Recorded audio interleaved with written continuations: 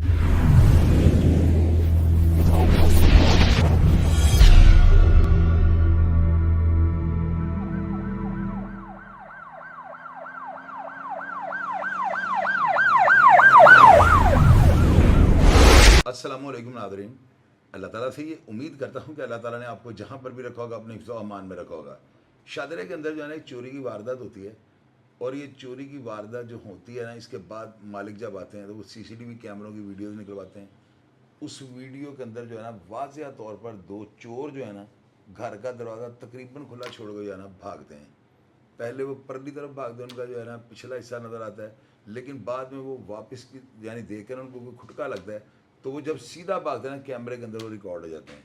तस्वीरें इतनी क्लियर हैं कि मैं पाकिस्तानी पुलिस जो हमारी पंजाब लाहौर की पुलिस है ना, मैं इनकी जो है ना इनको दाद दिए बगैर नहीं रहूँगा कि अभी तक इन्होंने बंदे नहीं पकड़े।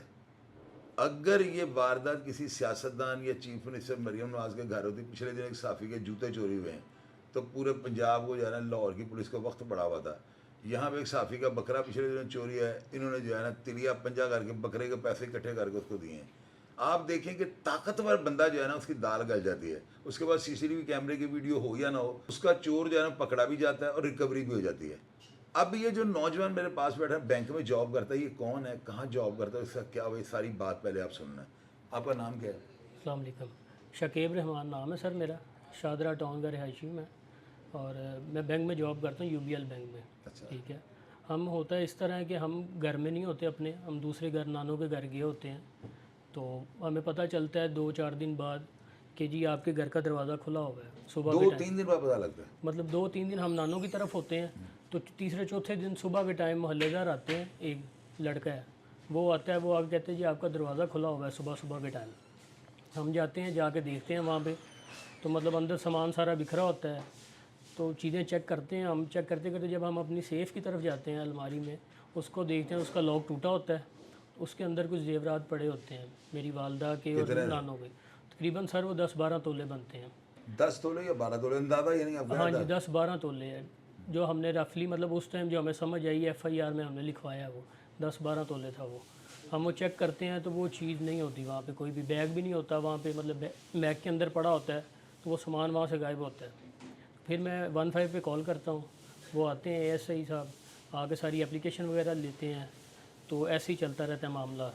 तो फिर 2-3 बंदे वो पकड़ते हैं, तो फिर मुझे वो कहते हैं जी कि उनसे तफ्तीश वगैरह की है, इनसे कुछ नहीं हुआ बरामद, इनको हम छोड़ रहे हैं, मतलब वो उनको भी छोड़ देते हैं।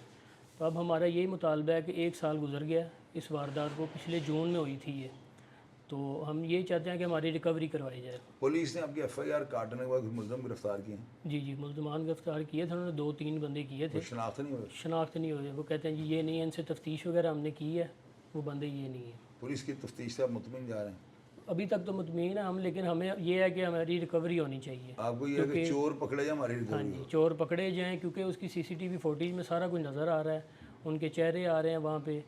यही अगर किसी आला अफसर के घर पे चोरी हुई होती, IG साहब के घर पे हुई होती, तो अभी तक बंदे क्यों नहीं पकड़े जाते वहाँ पे? ठीक है। ये तो बात आपने कहा कि मुझे लाजवाब कर दिया।